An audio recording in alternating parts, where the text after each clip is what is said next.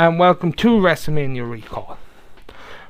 As we're now only 29 days away from Wrestlemania 28 in Miami, Florida, I will now be going back to Wrestlemania 26 from the University of Phoenix Stadium in Glendale, Arizona, and I will be starting as I start every Wrestlemania Recall the night before at the WWE Hall of Fame.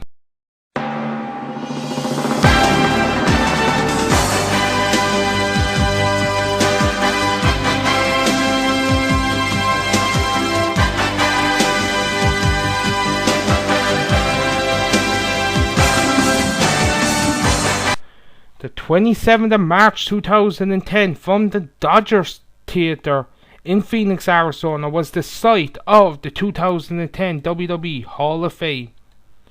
Well, I'm just going to say that Bob Urkel went in as the celebrity this year. Not really to talk about him. Stu Hart was brought into the WWE Hall of Fame by Bret Hart and the entire Hart family.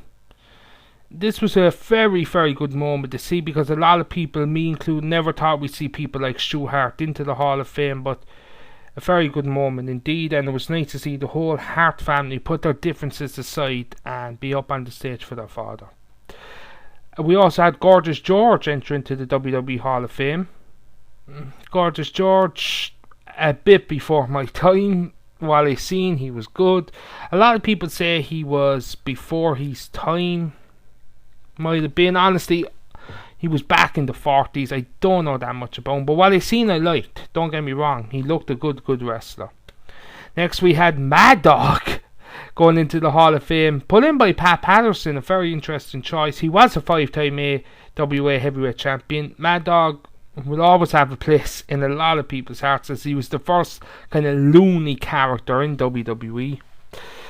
In a lot of wrestling companies as well.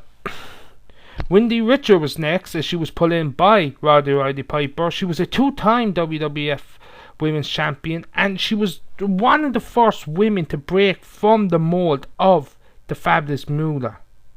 She was a different kind of generation of wrestler. Not really a diva, but a completely different opposite to the traditional women that were in WWF, AFW, WCW, NWA at the time. And then we had Antu Inkaku. I can't pronounce that name right, sorry about that if you're a fan of him. He was in New Japan Pro Wrestling. He was the founder of that organisation. He was also a mixed martial arts champion and a one-time IWGP heavyweight champion. Very good accolades. I never really watched much old Japan wrestling. I watched a lot of the stuff around the 90s and the last decade, and I never really heard of him until he was going in. Yeah. It was a very kind of wrestlers Hall of Fame, if you get what I'm saying. Like, even me, someone that's watching wrestling for my whole life for 22 years, really didn't have the background on a lot of these guys. And that's probably why it was put in a theatre. And I think in the theatre you get a different atmosphere. It's a wrestler's atmosphere. I think a lot of times when it's held in the arena, it's too big. You don't sell out the place and there's not the same kind of emotion there. The main event of the Hall of Fame was the $1 Million Man Ted DiBiase, put in by his sons Brett DiBiase and Ted DiBiase Jr. A very, very good moment as Ted DiBiase goes up with Roddy Piper as, in my opinion, two of the best guys never to hold a world title. Really, I just never get why these two guys never held a world championship. Ted DiBiase then closed the show by dropping money from the rooftops with his trademark laugh. And that left us into the next night, Wrestlemania. I used to dream about the life I'm living now. I know that there's no doubt I made it known from the city when no one believed in me, but I never gave up the fight. Yeah, but now I'm on top. I told you to let it rock. Now money's. Well, the first contest was off air, of course, as you had the 26-man Battle Royal. This Battle Royal got 8 minutes and 34 seconds as Yoshi Tatsu won this Battle Royal by last eliminating Zack Ryder. Woo woo woo, you know it. I thought Yoshi was going to do something after this. I don't know really why they have this battle royal anymore, because you even look at someone like Kali when he won it. Since it's all fair, there's no really big deal. I just think it's a way to get everyone out on the big stage. I honestly just think that's it. Simple as. There's no creative thinking behind it. Like Yoshi Tatsu in it, and he did nothing after it, so it's not kind of a way that the thought was going to be a stepping stone. Honestly, I wouldn't be surprised if they picked the winner out of a hat for these battle royals. I'd be completely honest. The first match on the pay-per-view card was Show Miz defeating John Morrison and R-Truth for the Unified WWE Tag Team Championships. This match only got 3 minutes and 24 seconds. Would have been a lot better if John Morrison and R-Truth was put into Money in the Bank. It wasn't really good. I just think it was a way to get Show Miz onto it, because they always want the big show on WrestleMania for some reason. No, well, after that we had the triple threat match between Legacy as Randy Orton defeated Cody Rhodes and Ted DiBiase in 9 minutes and 1 second. Yeah, they were really hoping that this would be a big moment when Orton finally went babyface. It didn't get over with the Arizona crowd. It really wasn't a big time moment like they hope it was. Next we had Jack Swagger winning the Money in the Bank ladder match. This ladder match was given 13 minutes and 44 seconds. It's the last ever Money in the Bank as well at WrestleMania, and Swagger cashed in 2 nights really lately on SmackDown. He defeated Christian, Matt Hardy, Kane, Drew McIntyre, Kofi Kingston, Dolph Ziggler, Shelton Benjamin, MVP, and Evan Bourne. Yeah, they really put too much into this ladder match, really. And I know I said a while ago that John Morrison and R-Truth should be put into it, but really they would have served it better than some of the people in it. After that, then we had Triple H defeating Sheamus in 12 minutes and 9 seconds. Yet again, I think this was supposed to be a breakout moment for Sheamus to finally go to a WrestleMania. He had a fantastic first year to go with a big star like Triple H, and he never produced. It's as simple as that. I'm Irish. I'm a sort of Sheamus fan. When he's good, I say he's good, and on this night, he never brought his A game. And if you don't bring your A game to WrestleMania, you're in trouble, unless your name is Paul White. After that, we had Rey Mysterio defeating CM Punk. CM Punk had the Straight Edge Society at ringside. This match was only given 6 minutes and 30 seconds, which I was very upset with when I was there, because I thought this match could have done a lot more than just pretty much 7 minutes in and out. Like Punk's promo, I say, went longer than that, but really, it was a good match that could have been a hell of a lot better. After that, you had Bret Hart defeating Mr. McMahon via submission. This was a no-hold-barred lumberjack match with Bruce Hart as special guest referee. Yeah, the match went 11 minutes.